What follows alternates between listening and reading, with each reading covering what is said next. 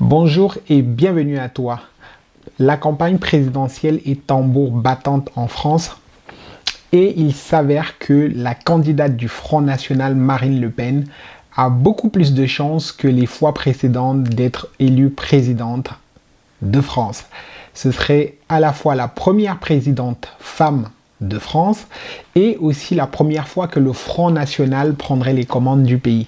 Et cela suscite beaucoup d'émeu, beaucoup de peur, de crainte au sein de la diaspora. Et donc je vois beaucoup circuler de vidéos.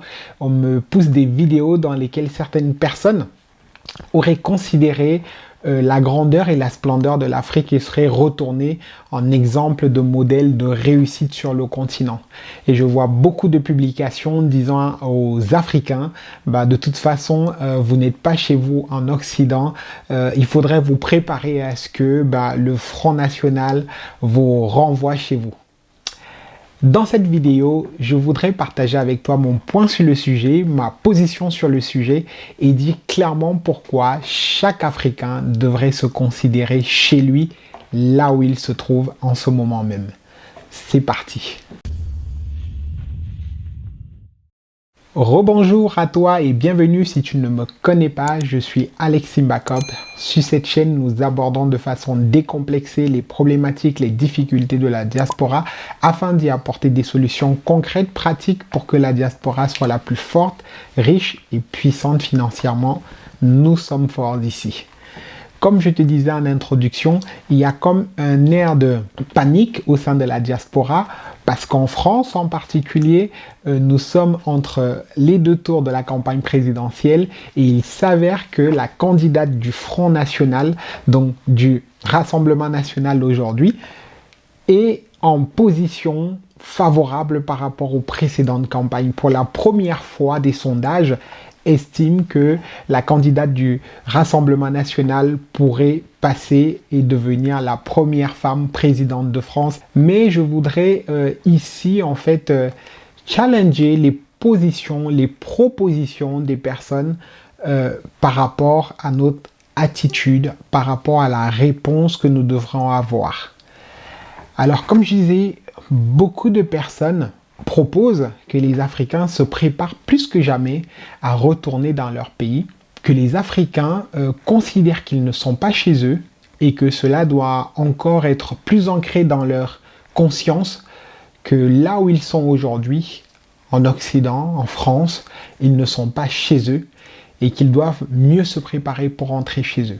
Sur la question du retour, on peut l'aborder sur deux prismes. Le premier prisme, celui que je ne partage pas, c'est celui de tout bâcler, de dire parce que je n'ai pas réussi en Occident, je retourne en Afrique. Et donc on va voir plusieurs personnes dire que voilà, j'ai travaillé longtemps en Occident, je ne voyais pas où passer l'argent, j'arrivais pas à économiser, c'est un système dans lequel on ne s'enrichit pas, on travaille pour les autres, et là j'ai tout balancé ça, j'ai claqué tout cela et je suis retourné dans mon pays. Et donc on va voir des vidéos comme celle que j'ai reçue aujourd'hui où on nous montre un jeune agriculteur qui a quitté l'Espagne pour retourner dans son pays et là-bas s'épanouirait mieux du fait qu'il a retrouvé sa terre natale, il s'épanouit dans l'agriculture, dans ce qu'il fait et donc c'est un modèle de réussite pour plusieurs et que plusieurs Africains de la diaspora devraient faire de la même. Alors cette position-là de dire qu'on va retourner par frustration, on va retourner parce qu'on n'est pas aimé là où on est, on va retourner parce que on ne s'en sort pas en Occident, cela montre deux choses. Premièrement, c'est que vous n'avez pas compris le système dans lequel vous êtes. Généralement, les personnes qui vont retourner par frustration, c'est parce qu'elles n'ont pas compris et pensaient en fait arriver et prendre facilement puis repartir. Mais tellement c'est difficile, tellement c'est galère, elles ne s'en sortent pas. Elles ne réussissent pas à relever le défi qu'elles avaient de venir s'enrichir en Occident. Et donc, solution la plus simple, c'est de dire l'Occident, j'en ai marre, je préfère retourner en Afrique d'où je venais. Donc, cette position-là, pour moi, c'est une position délicate et une position de faiblesse, parce que vous n'avez pas compris, en fait, où vous étiez, parce que vous n'avez pas, en fait, su mettre en œuvre une stratégie de réussite. Et donc, la question que je me pose à ce moment-là, c'est de savoir, une personne qui a échoué en Occident, peut-elle réussir en Afrique? La deuxième chose que ce discours de repartir en Afrique par rejet, par refoulement du système occidental, cache en fait un sentiment d'échec. Lorsque nous venons en Europe, lorsque nous venons en Occident, nous ne nous cachons pas. Lorsque nous venons, c'est pour réussir, c'est pour augmenter en fait notre niveau de vie, notre qualité de vie et donc gagner plus d'argent et donc de s'en sortir économiquement et retourner en Afrique parce qu'on n'a pas réussi à gagner plus d'argent, à épargner, à avoir beaucoup plus de ressources, c'est tout simplement un sentiment d'échec intérieur.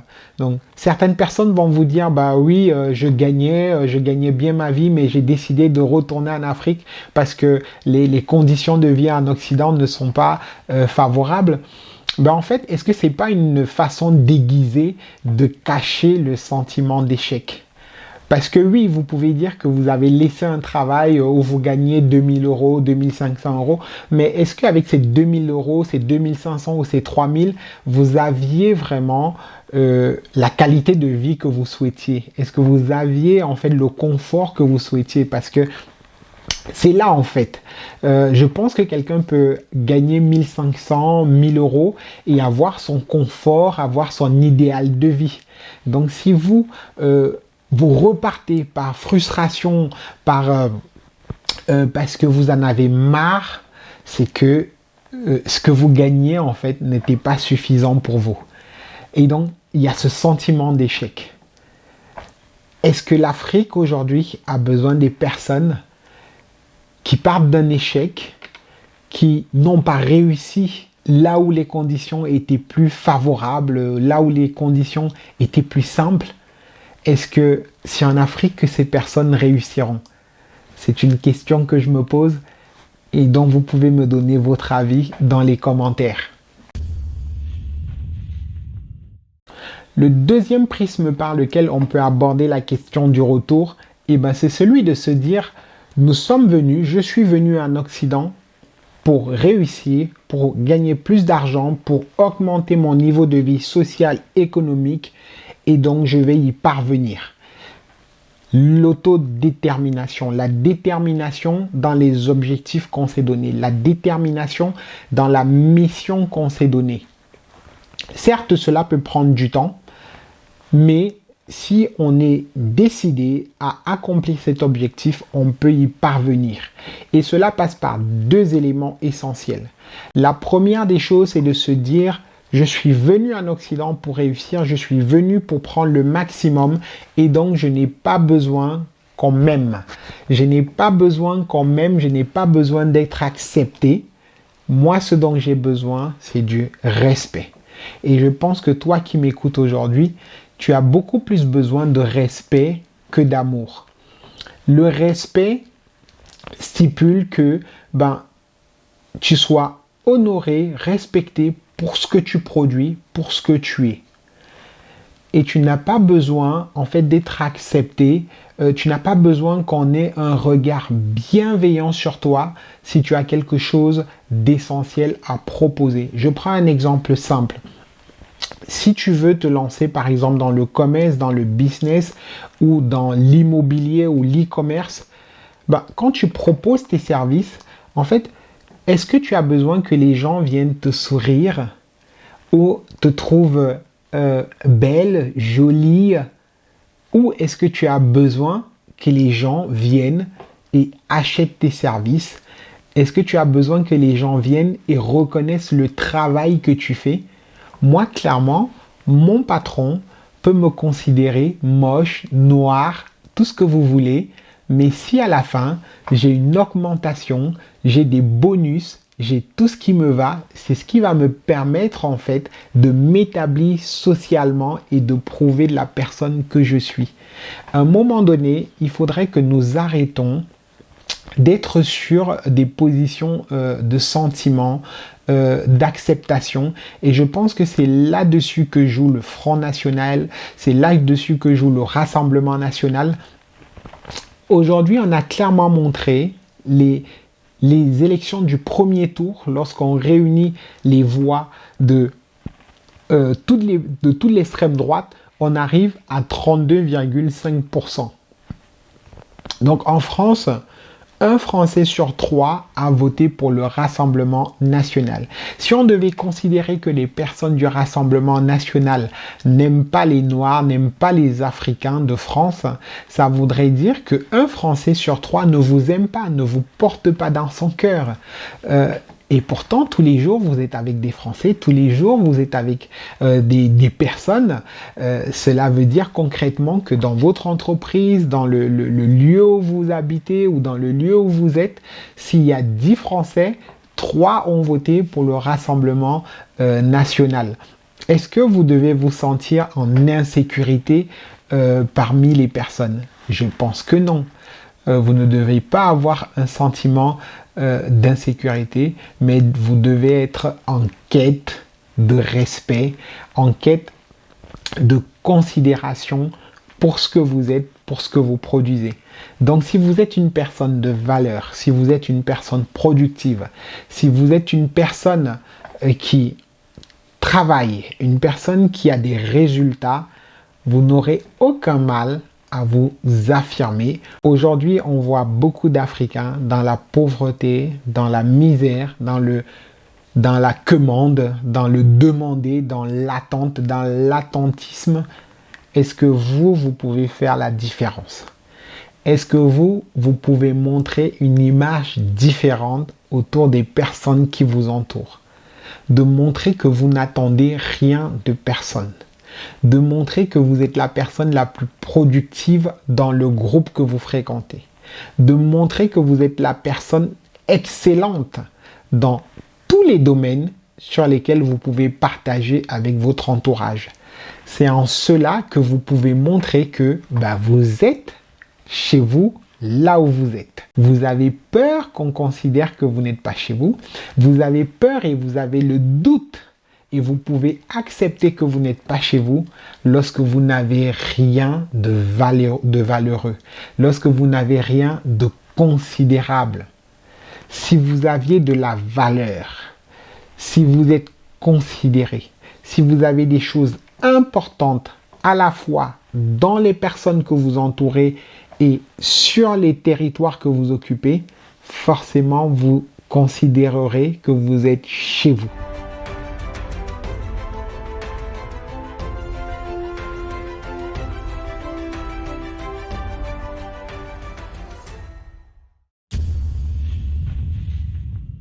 Donc, cela m'amène au deuxième point qui est la réalisation des choses ambitieuses. Effectivement, le premier point sur le respect ne s'acquiert que par des réalisations ambitieuses. Nous sommes très peu ambitieux dans la communauté et l'objectif du diasporaphilisme et de cette chaîne, c'est de susciter plus d'ambition au sein de la communauté afro. Nous avons besoin de réaliser en fait des projets qui suscitent une dynamique, qui soulève en fait tout le pays, qui montre aux personnes qui nous regardent que nous aussi nous pouvons faire des grandes choses, nous aussi nous pouvons construire de grandes choses, montrer une image nouvelle de la diaspora africaine. Et lorsque je parle de ça, je perds déjà plusieurs d'entre nous.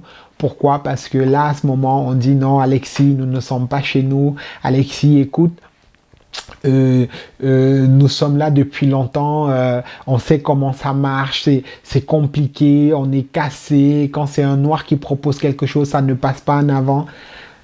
Jusqu'à quand serons-nous dans ces discours de pleurnichards?